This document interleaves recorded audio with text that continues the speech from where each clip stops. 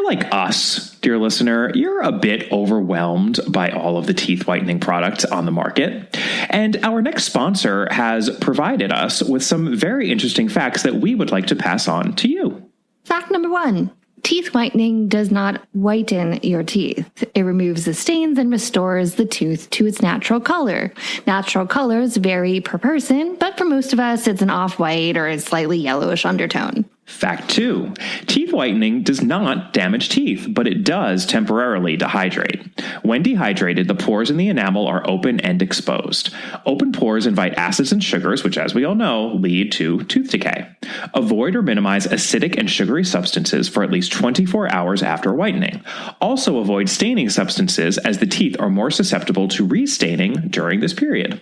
Fact number 3. Tooth sensitivity is the result of tooth dehydration. When the pores of the enamel are open, the teeth become dehydrated, exposing the nerve to the elements. As the tooth rehydrates, the sensitivity will dissipate. To accelerate the rehydration and curb sensitivity, use a post-whitening application known as remineralization or desensitizing gel. Fact 4. Caps and veneers cannot be whitened because they do not have pores for the stains to latch to. Prior to having dental work, you should whiten your teeth, restoring them to their natural color, as the dentist will be color matching to your current shade. Fact number 5. The key to teeth whitening is the delivery device.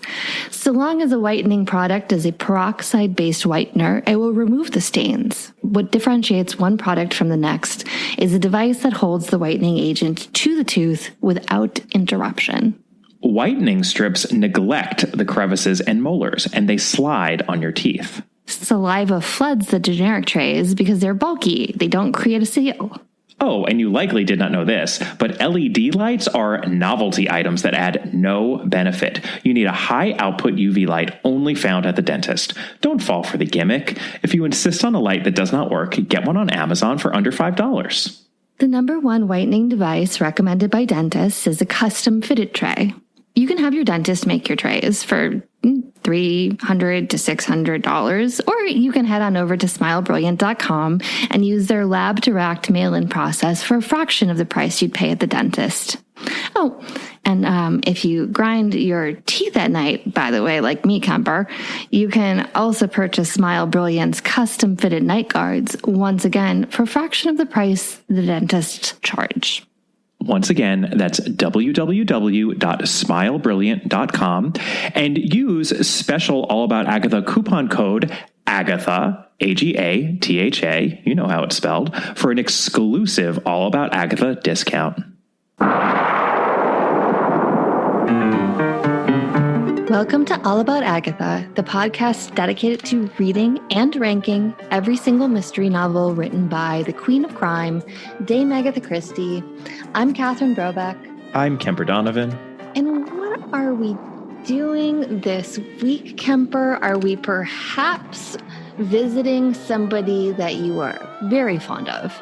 We are visiting Miss Marple, which is, of course, always just cause for joy on a personal level. We will be discussing the case of the Caretaker, a Miss Marple short story. But before we even get into that, we have some late-breaking news, actually. Like this actually just broke when we were doing notes for this episode, in fact. There's a really, really exciting book announcement I just read in Publishers Weekly about a short story collection that HarperCollins is going to be putting out at some point in the near-ish future. I believe next year. Yeah. And, you know, it's funny, but we're going to be talking a lot about Endless Night in this episode because the short story is essentially Endless Night Redux. But on our interview with Matthew Pritchard, which we referenced at the beginning of our Endless Night episode, we finished that interview by asking him, as we ask everyone, who do you like more, Miss Marple or Poirot? And he had a definitive answer, and he said Miss Marple, which was interesting. And then, of course, I believe I raised my arms in jubilation because I'm the resident Marpleite on the podcast. And I remember Matthew saying, hey, I like me some dark Marple theories, Kemper. And I love me some Papa Poirot. I mean, when we speak of likes and dislikes on this podcast, it is always a relative statement, the most relative statement possible. We all know this at this point. But I remember Matthew saying, well, Kemper, there's going to be an announcement sometime soon that I think you're going to be very excited by. And I kind of knew that he had to be talking about some sort of new Marple material, because it's a little bit been like waiting for the other shoe to drop since our dear friend of the podcast, Sophie Hannah, has been doing these Poirot continuation novels. It's kind of like, okay, well, if the estate is willing to do Poirot, of course, at some point they're going to do Marple, right? Right. And I think that we have some very interesting choices involved with Marple, don't we? Yeah, well, what's really exciting about this is that it's not, as in the case with Sophie Hannah's continuation books, it's not a novel. This is not going to be a Miss Marple novel. This is actually going to be a collection of Miss Marple short stories, which I think is really smart because Christie herself, said that short stories really are Miss Marple's milieu. That's where she makes the most sense and where she really shines. I think she shines anywhere, but I know what she means. I think that the short story format fits Miss Marple quite well. So I think that was a really interesting and smart choice for them to make. And this is the way that the announcement was worded, which I find fascinating.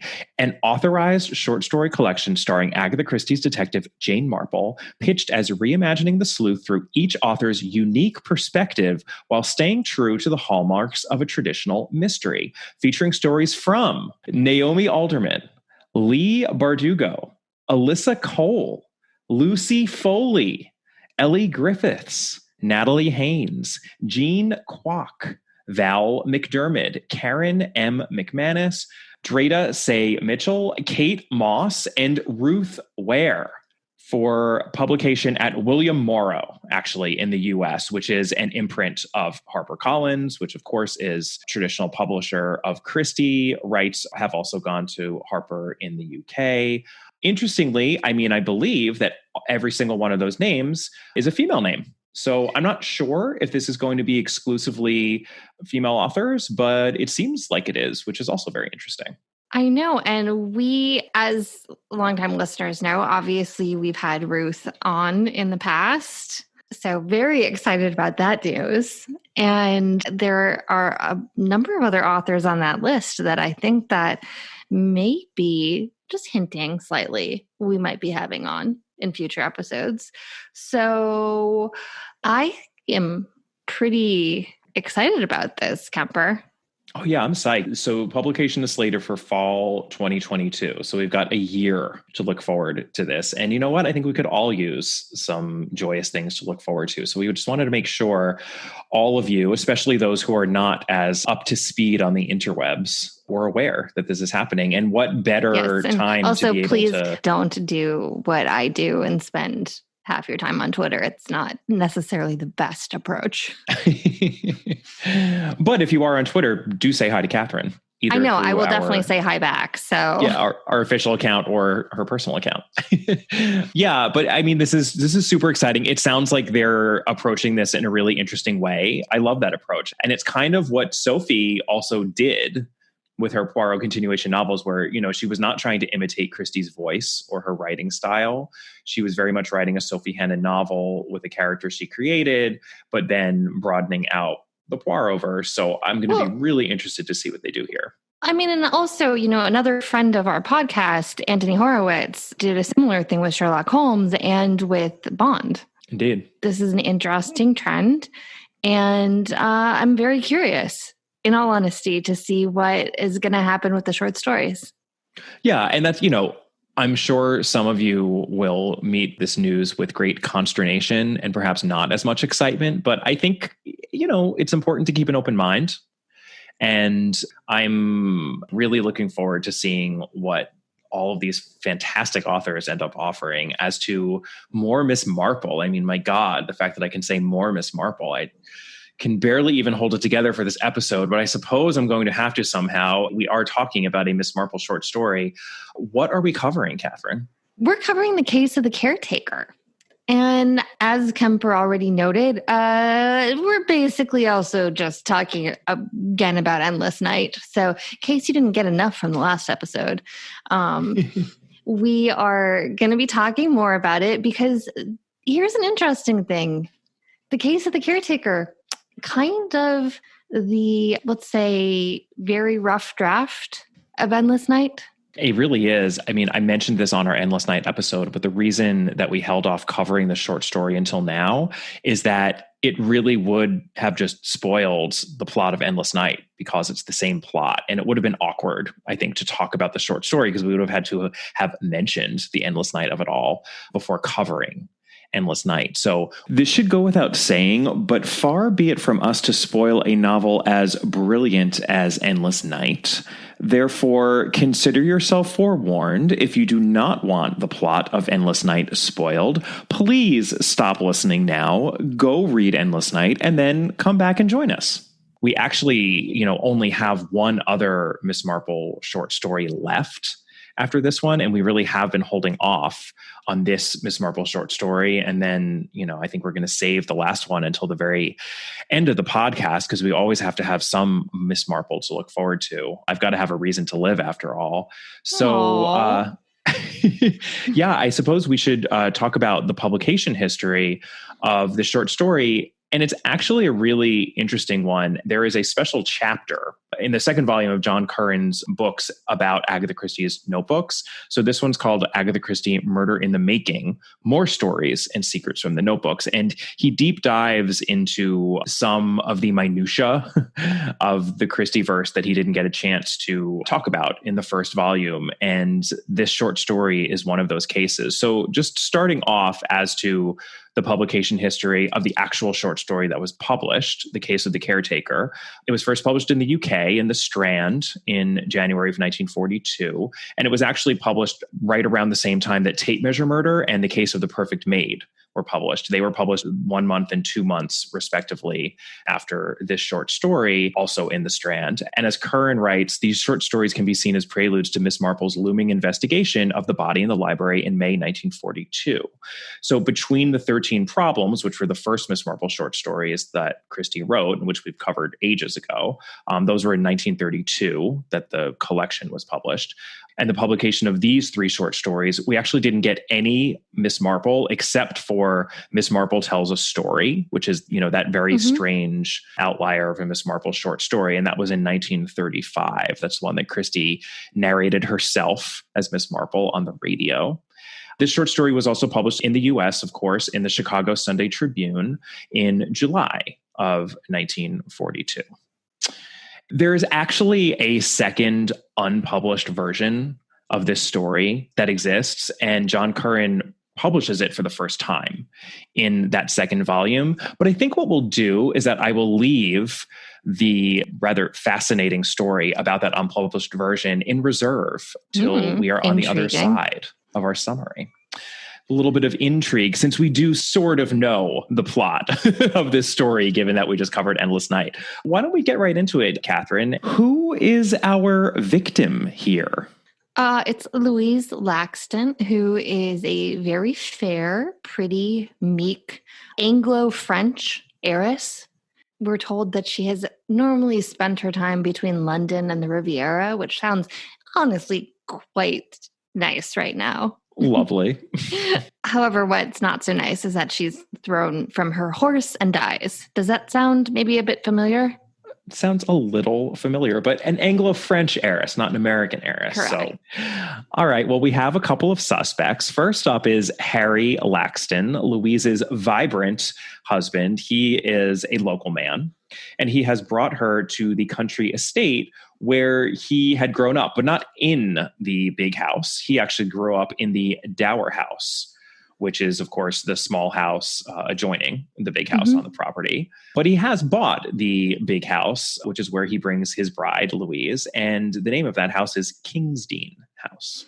Right. Then we have Mrs. Murgatroyd, the late caretaker's wife, who had been kicked out of Kingsdean House to a cottage, and she's now a deranged stalker. Interesting trajectory for Mrs. Murgatroyd. Then we have Mrs. Bella Edge, who is the chemist's wife and who once had a relationship with Harry when they were younger. And then we have Clarice Vane, who is Dr. Haydock's niece. And she's a similarly bright young woman, much like Bella, actually, who befriends Louise. And, I believe I heard a hint of Hannibal Lecter there in your delivery of Clarice. Do you think? I was reading, though, interestingly, it's a little bit of a Mandela effect where everyone remembers Anthony Hopkins saying, "Hello, Clarice." He actually never says "Hello, Clarice" ever in The Silence of the Lambs. It's very... Is it a little again, like "Play it again, Sam"? It's like "Play it again, Sam." I mean, I think the biggest Mandela effect is from Star Wars, where everyone remembers Luke, "I am your father," but he actually says, "No, I am your father," and obviously says Luke at other times. And it's a similar thing here. They meet. He says her name a lot. It's super creepy, but he never actually says hello, Clarice. I always think it's "Play it again, Sam," but... I think it's "Play it, Sam." Play it once, Sam. For all time's sake. I don't know what you mean, Miss Elsa. Play it, Sam. Yeah, it's 100% not "Play it again, Sam," though. And it's funny because then, of course, there's the Woody Allen play/movie called "Play it again, Sam," which makes it even more confusing. So, yeah, but you're totally right. That is like an interesting thing. But yes, I did say Clarice in a Hannibal Lecter-esque way. And if we want to go all Shakespeare, because, Christie loves her Shakespeare, the "Alas, poor Yorick, I knew him well." That's like the OG Mandela effect line. "Alas, poor Yorick, I knew him Horatio." All right. The world as it appears to be, Kemper. So, poor Miss Marple has the flu. So she's bedridden. And depressed. Oh, really unhappy. And listen, folks, you're listening to this in September of 2021. I think we all can feel what Miss Marple's feeling right now. Well, it's one of those quirks of the Christieverse, right? When you have the flu, you get emotionally depressed at the end of it. That is a thing that has happened more than once now. It absolutely. But she's, basically bedridden, but she's on the mend. And Dr. Haydock checks in on her and he brings her a present, which is really nice, right? He wrote her a story, which I love when people write me stories. So that's awesome. And he tells her, basically the facts are all true and he wants her opinion. At least ostensibly, he wants her opinion. It's basically a puzzle for her to keep her occupied because she's in a bit of a funk because she is stuck in her house. Again, what can we all relate to? So he hands it over to her and says that he'll come back and check on her and get her opinion on it later. Right. Like we all know what he's doing when he gives her. And she knows what he's doing. And she does too. Well, she's Miss Marple. She's omniscient. But this story, I have to say before we jump right into it, because it's the lion's share of the rest of the story, except for an epilogue at the very end, sounds suspiciously like an Agatha Christie story. Hey, we were just talking about people inhabiting Agatha Christie's voice or not. Dr. Haydock maybe should do one of these Miss Marple continuation stories because he sure seems good at it. Although we can save this till later, but what he's not writing is he's actually not writing like Endless Night. No, he is very much writing a Miss Marple short story. Correct. So here is the story of the case of the caretaker. Harry Laxton, local, son of the village, he has done quite well by himself. He did seem to be a bit of a ne'er-do-well in his younger days, but apparently he has made good. He has married a rich and lovely heiress who he has brought back to Kingsdean House. Since he married this heiress, he's able to buy that house, which, to him was always unattainable when he was living in the much more modest dower house. They promptly tear down Kingsdean House to build a gorgeous, modern, white marvel of a place. That sounds pretty familiar. It very much does. And Louise, or Mrs. Harry, as she is occasionally referred to in this, is immediately a bit distressed by having to play hostess to basically, let's just say, all of the old ladies in neighboring towns. She has no friends. She doesn't know how to garden. Or rather, there's like a lovely line about how she only knows the final step, which is about arranging the flowers. Yes, like once they've been cut, she knows how to arrange them in vases. Correct. She's bored and she's promptly terrorized by the former caretaker's wife, Mrs. Murgatroyd, who lingers outside the gates of the estate, like in a ditch, cursing at the couple. And by cursing, I mean it in both forms of the word. There's a suggestion that she's just screaming at them. And then there's also the suggestion that she is literally cursing them. The reason why Mrs. Murgatroyd is so angry is that her husband has died. He died, I believe, 2 years earlier, and they had lived in a corner of the decrepit old mansion, King's Dean House, for years. And she had just been living on in the old house, in the big house by herself. But obviously that could no longer continue once they wanted to tear down the old house. So what Mr. Harry did was to arrange for a much nicer cottage for Mrs. Murgatroyd on the grounds, but she seems to want none of it. And she is just angry that she was driven out of what she believes is her house and her way of life. And she has focused all of her rage on Louise, the woman who came in and was trying to supplant her. Right. And I mean, King's Dean House, the roof had fallen in parts of it. I mean, it was not like this was a salvageable house. They were essentially squatting is basically what they were doing. I mean, they were not living well. No. And what he's offering her is actually, again, a nice little snug cottage. Meanwhile, while all this is happening, no one in the village wants to tell Louise that Harry used to be heavily involved with Bella Edge, who's this vivacious, probably 30-something brunette. But Harry arranges a friendship between Louise and Clarice Vane, who is, by the way, another vivacious brunette. And they end up riding horses together. They hang out in the new house. And Louise is, happy, or happier. Let's put it that way. Harry also bought Louise apparently a very beautiful chestnut horse that she named Prince Hal. Little Shakespeare reference there. For good measure. For good measure, for measure. So hard. Oh my gosh. You with the dad jokes.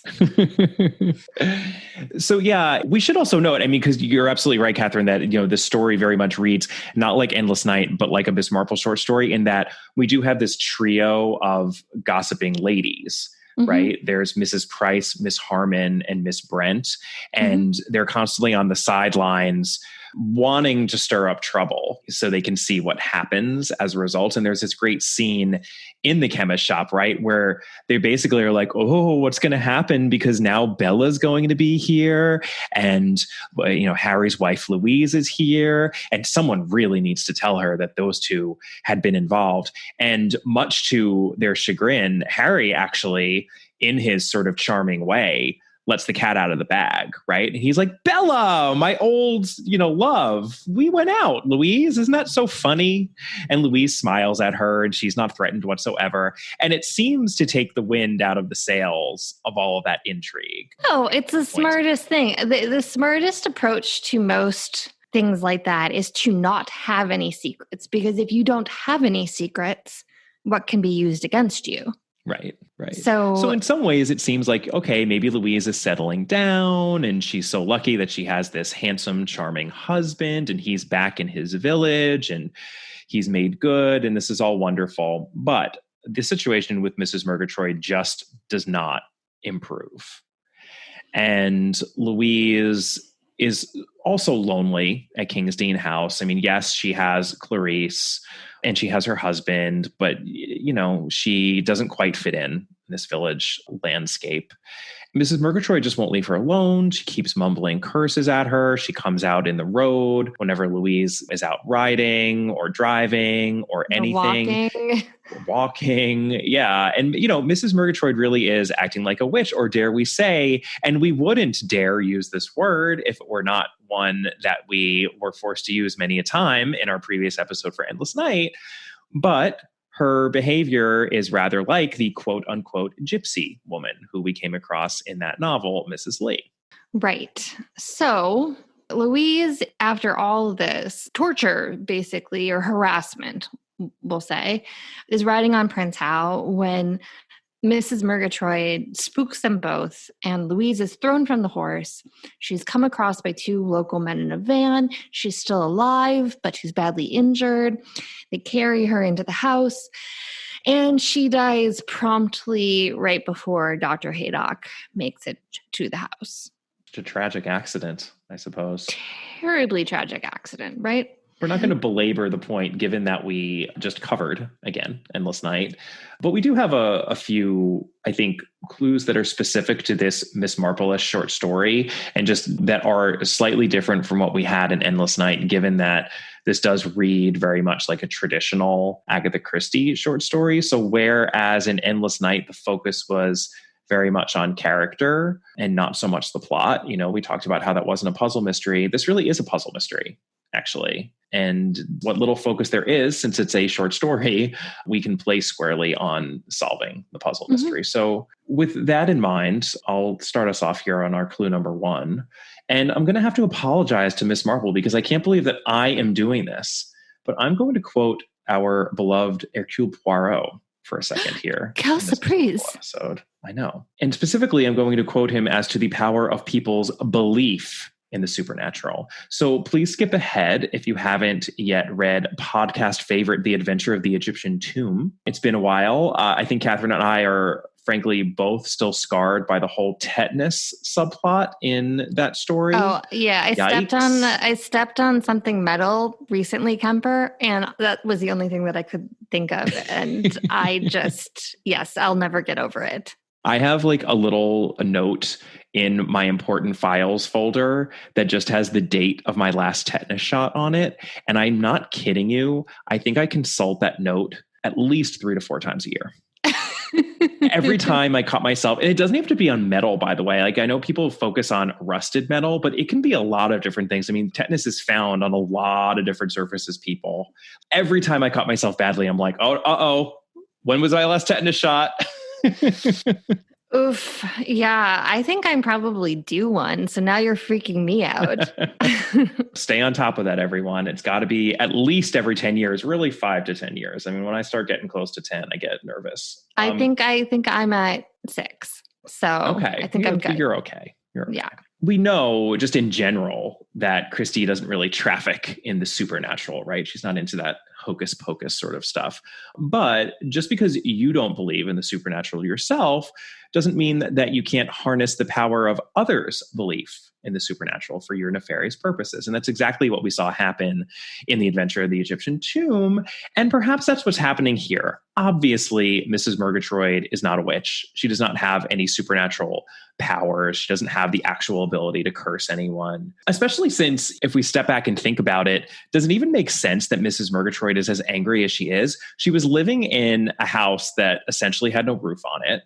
It was probably open to the elements and freezing half the time. Right. In England. And now she has a nice cottage with a roof over it. Harry even gives her tickets to visit her son in the US. He's giving her monetary compensation for her trouble and having to be moved. Does it really make sense that Mrs. Murgatroyd would be as angry as she is about having to be moved out of King's Dean House? No, it does not. So our deduction there is that perhaps she has a different reason for stalking the couple, given that she's been paid already. Perhaps someone is paying her to do all of this stalking and to pretend to be a witch / gypsy. Yeah. Well, clue number 2, there's a character, Kemper, married to a chemist, Bella, who, let me see, she used to be almost married to Harry. I think a deduction here might be that when you see a mention of a chemist in Christie, maybe you should be a little suspect as to what's going on. And it's funny, even in a story where a poisoning doesn't seem to have happened, right? Correct. Yeah. But even in a story like this, we should be laser focused on chemists. I think that this is also a good note to make, is that the story is actually really short. And so if you're getting a repeated mention of a chemist in a very short story, probably there's something going on there. Absolutely. All right. Our final clue. And this one also, I think, is interesting because we do see a vestige of it, a latent vestige of it in Endless Night. And we get this from time to time in Christie, especially in Miss Marple stories, I think.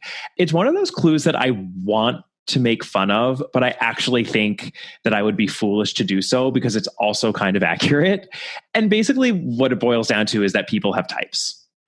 So if, say, a guy tends to go for buxom, dark-haired ladies, then maybe the elfin blonde who he just married isn't so much his cup of tea as, say, a younger, buxom, dark-haired lady in the vicinity. So the deduction here, and this is so Christie because, it's as to interpersonal dynamics and matters of attraction between the sexes. Our deduction here is that we should be able to figure out that Harry really isn't into Louise. He married her for her money. She's fair, she's slight, she's the opposite of dark and buxom, which is what Bella was. And we know that he was into Bella for Bella because he was into her when he was just a young lad and had no ulterior motives. And we are told that Clarice, the good doctor's niece, is also dark-haired and buxom, that she looks a lot like a younger Bella. And what's fascinating to me is that I do think we have a vestige of this in Endless Night because Christie definitely makes a point of describing the two female points of her love triangle in very different ways. Like, it's very obvious that they look very different from each other, right? Ellie is elfin. She's actually brown-haired and not as vivacious as Greta, who is buxom and blonde, and she looks like a Valkyrie. And it's just a completely different type. And we don't really have this clue in Endless Night because, again, the clues aren't the point in Endless Night. It's not like Mike ever says, I only like blondes. I don't really go for brunettes, but we should kind of be able to figure that out. No, and I will circle back to what we talked about in the Endless Night episode is that we also just covered Rebecca, Daphne du Maurier's Rebecca on Patreon. And you get a very similar thing going on there because in the famous, this is not a spoiler, but in the famous scene in the book and in every single adaptation where the narrator comes down for the ball, she is on a wig, but it's pretty much described in the book that she does not look like Rebecca. So, you see that there's a theme here. And, I have to say that it applies in real life. This is not a literary trope. I have seen it with people in real life too, where you see somebody with somebody who doesn't look necessarily like anybody else they've been with. And you think, what exactly is going on here? Yeah, meaning it should make us question the relationship between Maxim and the nameless narrator. Yeah, or Maxim and Rebecca, right? Because either or. And I think then here you have to, obviously make the deduction, right, that Harry doesn't like Louise. And also personality wise, because that's also made the point is that Louise is really meek and the other women are kind of outspoken and vivacious. They're jovial and lively. And yes, absolutely. No, it's a really smart clue. This is textbook Christie because she's being smart about people. That's why I said I want to make fun of it or I want to categorize it with some of those more old fashioned clues sometimes that we come across in Christie where we roll our eyes slightly. But I think she's dead on here, actually. Mm-hmm. So. Yep. Agreed. All right. Well, given those clues, I think we're ready to resolve this thing, aren't we, Catherine? Oh, yeah. You guys listening all know where this is going, but poor Louise was actually thrown from her horse in this version because Mrs. Murgatroyd was deliberately working on spooking the horse. And then it's suspected that perhaps, quote unquote, someone shot an air gun again to spook the horse. So she was legitimately injured. The horse did throw her. But what happened then, Kemper? Well, once poor Louise was taken into the house, her husband, Harry, injected her with strophanthin to finish the job before Dr. Haydock could get there. Jammed some poison via a needle into her bloodstream. Classy. But turns out also Harry's a moron. So what we find out then is Dr. Haydock comes back to Miss Marple's house. She's doing better. And asks her if she figured out what happened. And of course she has. She's solved all of this. She knows basically what happened. And the kicker to it, though, is that Dr. Haydock, when he came in, saw a hypodermic syringe fall out of Harry's pocket. And then Harry freaked out. Good job, dude. Dr. Haydock obviously did an autopsy because Harry was not known for being, like a drug fiend. He kind of was a little suspicious, as one would generally be if they saw a syringe fall out of your pocket. Yeah, he did an autopsy and obviously found that she'd been poisoned. So Harry also had obviously been paying Mrs. Murgatroyd to scare Louise as well. So that's awesome. And where did he get that strophanthin? Well, of course, he got it from Bella, who is married to the chemist, but who is still in love with Harry. And just as an added extra little kicker, he's not still in love with Bella since Bella's all old now. He is in love. Bella's probably younger than me. Yeah, totally. Bella's probably like 32 if she's a day, right? Maybe 31. Oh, boy.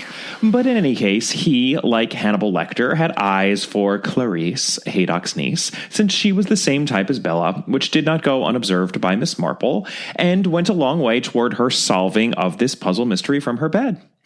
And lo and behold, Miss Marple is feeling a whole lot better, too. Dr. Haydock is such a good doctor. I mean, talk about an armchair detective, right? Miss Marple didn't even have to sit upright for this one. This episode is brought to you by Best Fiends. So, Kemper, just hypothetically speaking, of course, let's say you were trying to pick out China with your fiance, who happens to be a member of the reptilia class within the animal kingdom. What sort of pattern do you think might best speak to that kind of union? Catherine, you're not actually contemplating marriage with Howie the Lizard, are you? Well, Kemper, we really just want to take things to the next level, and I really don't feel like I should make any apologies about that. Nor do I, Catherine, but luckily for you, there's no need for you and Howie to leave the safe space of Best Fiends, because there is always another level for you two to take things inside the game itself. Did you know, in fact, that the game doesn't just get harder, the puzzles actually require different problem-solving skills the further you get into the game. It's ever-evolving, and that is a beautiful thing. So engage your brain with fun puzzles and collect tons of cute characters. Trust me, with over 100 million downloads, this 5-star rated mobile puzzle game is a must-play. Download Best Fiends free on the Apple App Store or Google Play. That's friends without the R. Best Fiends. We should mention that there are no adaptations for this short story. We did discuss in our last episode for Endless Night how curious it was that the ITV's Marple series chose to adapt Endless Night as a Miss Marple episode, stuffing Miss Marple rather unceremoniously into that plot rather than just choosing this story, which featured the same plot and actually was a Miss Marple story. Although perhaps we can understand why they thought it might be rather awkward to bring this particular version of the story to life, given how passive Miss Marple is. It wouldn't make very good television for Miss Marple to be sitting in bed and reading a manuscript, after all, which we would, I suppose, flash back to. That would be super weird. But this is actually a great segue into that alternate version that I teased at the beginning of the episode.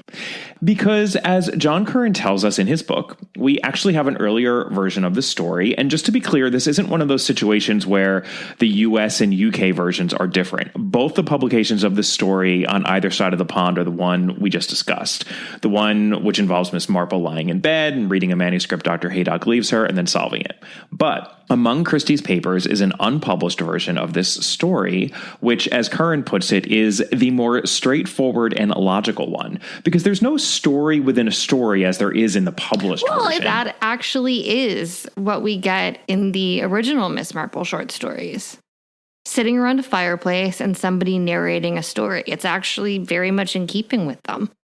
I agree with you that that's a fair point. There's an argument to be made that the framing device makes this fit better with the 13 Problems collection, though I think we should remember that this story was being published alongside Tape Measure Murder and The Case of the Perfect Maid, which don't have any framing devices either. Also, the 13th story within the 13 Problems collection did not have a frame. That would be Death by Drowning. I'd also argue that while the framing device works in the 13 Problems because it links the stories to each other, it's just incredibly awkward here. I mean, why exactly is Dr. Haydock writing a manuscript? We never see these writerly inclinations on his part in any other story. It's just a bit random. But maybe Christie agreed with you, Catherine, because she did alter the manuscript to include the framing device. Probably, as John Curran theorizes, because some pesky editor asked her to, maybe the one in The Strand, where the story was first published. But as Curran points out, the fact that the U.S. version is the same means that Christie must have submitted the altered version to the Chicago Sunday Tribune, since that's also what they published. But the reason I thought it was worth bringing up is that the differences between the two stories don't just end with the framing device. So in the published version, we're not told till very late in the story that the setting is actually St. Mary Mead. And if we step back to think about that for a second, that's kind of a problem. Since why wouldn't Miss Marple know about this case already? It's true, she's been in bed with the flu, but surely her maid would have told her something, or she would have at least known some, if not all of the people involved. And yet she seems to know nothing about them. It's just a story she's reading. And I think by comparing the published version to the unpublished version, we can be pretty sure that Christie made an error here.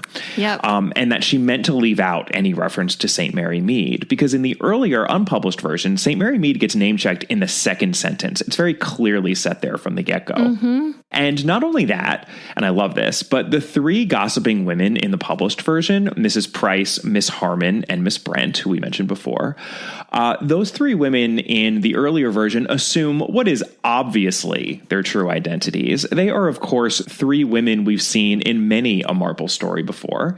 That would be the officious widow, Mrs. Price Ridley, the booming Miss Hartnell, and the fluttery, rather dithering Miss Weatherby. Yes. As Curran points out, actually, it gets even more confusing that Christie renamed Miss Hartnell Miss Harmon, since Harmon is the name of the vicar's wife in A Murder is Announced, and also in the only Miss Marple short story we haven't read at this point, Sanctuary.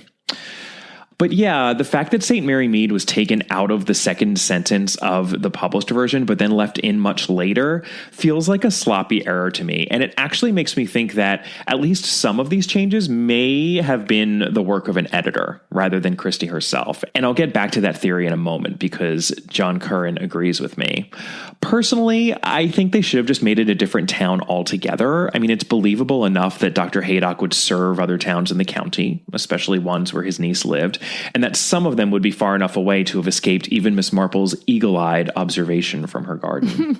Okay, so there are three other notable differences between the two versions. Right. First, Miss Marple is much more active in the unpublished version, since it plays out like a regular Miss Marple story in which she visits people in and around St. Mary Mead and talks to them, etc., etc. This is a good thing, of course. Second, the solution to the mystery is much more elegant in the unpublished version. Basically, Miss Marple figures out the solution, as she does, but Harry is still roaming free. No one else knows yet what he's done, and Miss Marple is just theorizing. She doesn't have any proof, which is so often the case at the end of a Miss Marple story. That's why she has to lay traps. And she goes to Dr. Haydock, and she says, you have to do something about this because it's wrong, and also you need to protect your niece. And Dr. Haydock, smart man that he is, listens to Miss Marple, and he vows that he will. And then the story ends with Miss Marple murmuring, poor little rich girl. Well, a poor little rich girl comes up in the case of the Caretaker as well. Oh, absolutely. I think the poor little rich girl echoes are the strongest connective tissue, actually, that we can see between this short story and Endless Night when it comes to tone of course, rather than plot. Correct. And I love that the unpublished version drove the point home even harder than the version Christie had to change before publishing. Yeah, I mean, I think by ending this way, Christie just doesn't have to make Harry such a doofus. He doesn't drop a hypodermic needle out of his pocket. And that really does defy belief. And this is where John Curran, who thinks that this was such a ludicrous plot point, theorizes himself that an editor added this. He says, "I cannot believe that Agatha Christie ever envisioned such a scene. This must be the invention of a poor," he puts that in parentheses, "magazine editor." So who knows, maybe the editor at the Strand was just going hog wild here with this story and making all sorts of additions and deletions and amendments and what have you. But yeah, we can see the reason for the change in the published version, since Christie obviously needed Dr. Haydock to know the answer definitively when Miss Marple asked him how it turned out, since she's just been lying in her bed this whole time. So the story just has to jump through a bunch of hoops rather awkwardly to get there. The third and final notable difference is the title, because this unpublished version is actually called The Case of the Caretaker's Wife, not The Case of the Caretaker. And as Curran points out, that title makes a whole lot more sense. I'm going to quote him again. "Mrs. Murgatroyd's husband was the caretaker, and he has been dead for 2 years in both versions. So why call the story The Case of the Caretaker?" I completely agree. It's all about Mrs. Murgatroyd. She's the key player, other than Harry and Bella, of course, in this plot. So that should really be reflected in the title. Right. I think this is 100% worth reading. I mean, it's going to be a very fast read for any of you listening, but it's especially interesting in conjunction with Endless Night, I think. Absolutely. I totally agree. Okay, I actually have just one more point I want to make, and I think you'll really appreciate this, Catherine. It's not a difference between the two texts. It's more something that could have been. So John Curran notes that the first time the name Clarice appears in the original typescript of the story, it was inserted by hand, and the following typed bit in the typescript had been deleted. "Griselda Clement, the young and pretty wife of the vicar." So that means that originally Christie had been toying with the idea of making the object of Harry Laxton's affections none other than our favorite vicar's favorite wife from the Murder at the Vicarage, with cameos here and there and a few other stories, of course. Obviously, this would have been a bit weird for Christie's story, since Griselda is happily married and a mother by this point as well. Not that a wife and mother can't have her own sexy storyline. Perhaps you've been watching some Sex Life on Netflix. More power to you, dear listeners. But, right. Not so much in a Christie short story from the early 40s. No. I'll let Curran sum up the differences between these two versions, because as usual, I think he puts it best. Overall, this newly discovered version is longer, more convincing, and more coherent than its predecessor. The awkward, not to mention unmotivated manuscript ploy is replaced by a more straightforward narration in which Miss Marple takes center stage, where she belongs. I fully concur, Mr. Curran, and I would encourage anyone who's interested to check out the unpublished version in his book and to read them side by side. It's exactly what I did, and I found the comparison very interesting indeed.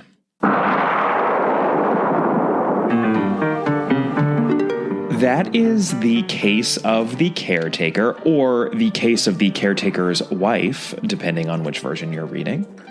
We hope you enjoyed our penultimate Miss Marple short story. We continue to savor all the short-form Christie we have left.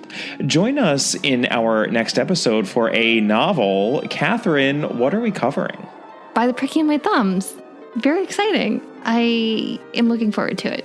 Oh, I am so excited for this one. We just might be getting some of our favorite thriller hijinks in this one. So we should all be on the lookout for priest's holes and hidden jewels and whatnot. Get excited, folks. Absolutely. And again, we made an announcement about this, but we will be doing an event for the International Agatha Christie Festival on September 13th. At 3 p.m. local time in the UK. We'll be unfortunately doing it from Los Angeles, but just wanted to again mention that is happening, especially if you are in England and are not subject to a lot of testing regulations. And I think that there are a lot of people involved in that many of you would want to see or hear from. And we have some really exciting other interviews coming up and other events. So I think that fall is actually looking pretty promising, don't you think, Kemper? I do indeed. Lots of great episodes coming your way. And in the meantime, we would love to hear from you. You could always check us out on our Patreon site over at www.patreon.com/allaboutagatha. You could send us an email at allaboutthedame@gmail.com, or you could find us on Twitter at allaboutthedame. You can also find Catherine on Twitter at brobcat, and we are on Instagram. Our handle is at allaboutagatha. And if you haven't yet done so, please take a moment to leave a rating and or a review for us. It really helps us out, helps other people find the podcast, and we'll see you next time. Bye. Bye.